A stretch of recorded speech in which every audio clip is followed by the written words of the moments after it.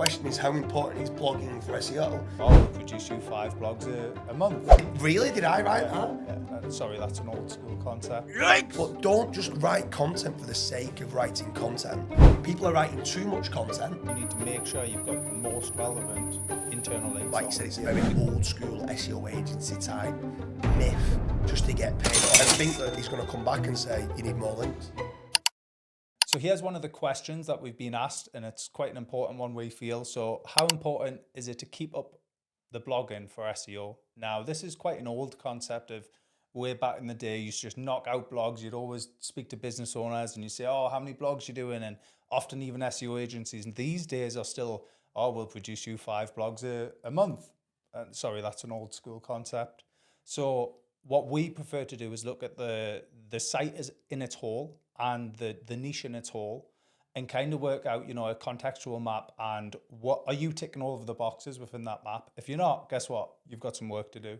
You need to not necessarily write blogs, but it could be creation of power pages, things like this, to focus on those specific niche topics.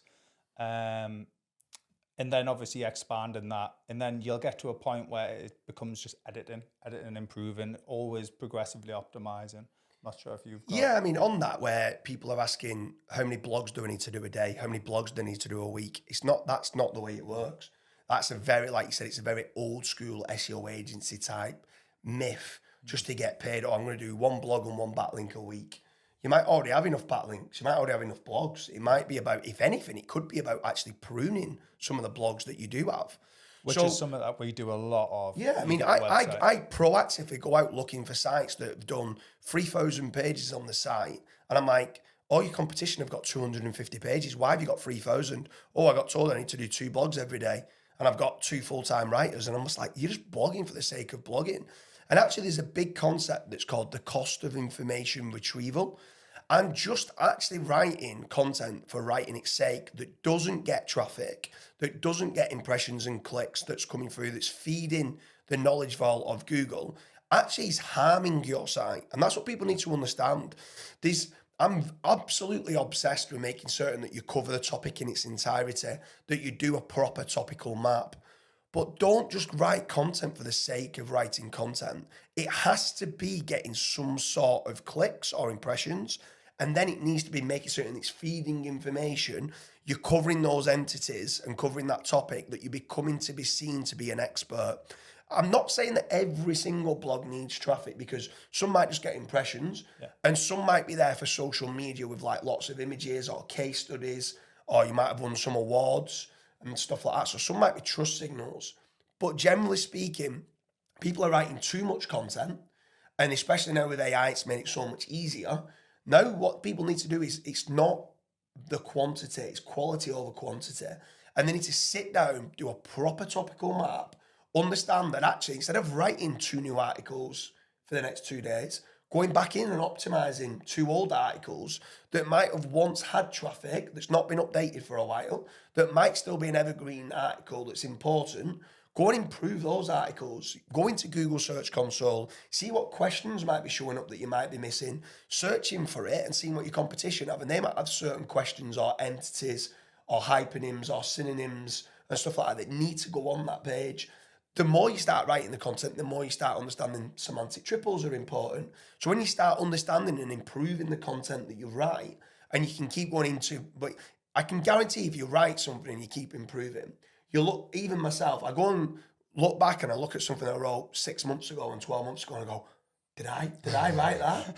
Did I write that? Yeah. That is shocking. And you can go back into it and improve upon it, remove the fluff, make it more concise, get the semantic triples so you're actually trying to rank for the featured snippets, trying to make certain that your headings are in the correct kind of manner, not only question to answer kind of base heading structure, making certain that even the positioning of the headings, so making certain that if you've got one and it's really, like I always say, high salience, which means like really on topic, the central entity of what the page search intent should be about, and positioning those H2s in order of the highest relevance at the top to the least relevant at the bottom, called the macro and the micro content, getting that bit set up.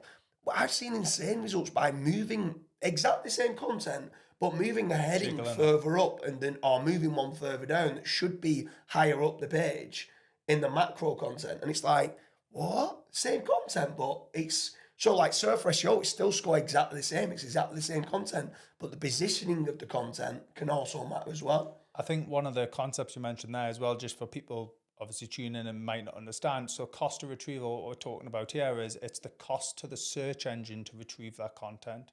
Now, obviously, if you're publishing more and more and more new pages, there's a big cost there to the search engine to index that page, to crawl the page, to index the page, and then to keep it in its archive. So what you're essentially trying to do is you're trying to make your website as lean as possible with the best, most valuable information available. Yeah, and I think another big one on that is that people don't, I mean, link sculpting is an old term that's used, right? But it still work. Like when you start looking at page rank distribution and link juice distribution, if you've got 1,000 pages on your website and you're going through from the homepage to a category and that category's got 200 pages on there, right, as opposed to 50 pages on there, you're diluting that internal link juice from your internal links by 200 instead of by 50. If 150 of those articles are serving you no purpose, no impressions and no clicks, get rid of them. Yeah. So it kind of, I've reversed it around from when the question is how important is blogging for SEO. Yes, it's very important is the answer. Yes, it's very important to get topical authority. And you can't just write one page about mortgages and think you're going to rank #1 for mortgage broker. You need to do a collection of pages about it. But don't go too wide. Try and make certain that all pages are getting clicks and impressions. Go and set up server logs. Get the server logs like set up, load it into something like Jet Octopus, and see where Googlebot's crawling on your site. And if Googlebot's not crawling part of your site, it's because they don't like the content and there's not enough, potentially enough links as well. Yeah. So be cleaning those up, especially certain ones where a page isn't indexed and it's been up for 3-4 months. And if it's been crawled and not been indexed, that's Google telling you, I'm not indexing this. It's not good.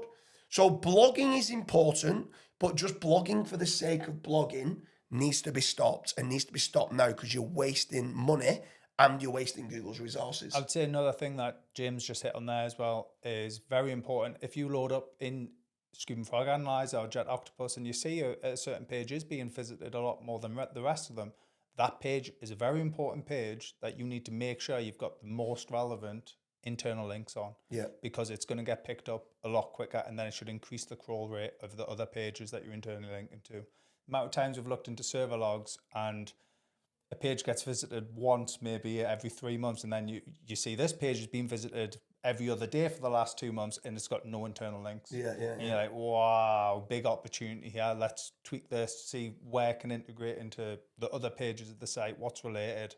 And all of a sudden, everything starts moving up. Yeah, for sure. I mean, some people become obsessed with thinking that, oh, I'm going to speak to Carl Hudson, the founder of Searcheroo, and think that he's going to come back and say, you need more links.